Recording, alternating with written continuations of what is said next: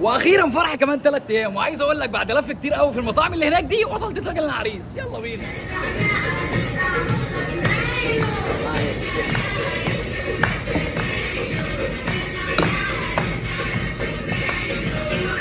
ودي عباره عن ورق عنب الكوارع واسمها تورته العريس، واللي اشهر منه واجمد منه المفتري. ايوه اسمه المفتري. وده عباره عن لحمه فليتو مكعبات مع بطاطس ووايت صوص وفلفل الوان والخلطه السريه بتاعتهم. انا عايزك تتخيل معايا كده ورق عنب بالكوارع وكمان المفتري، يعني باختصار كده اللي عايز اقول لك الاكله دي ترجعك 20 سنه ورا.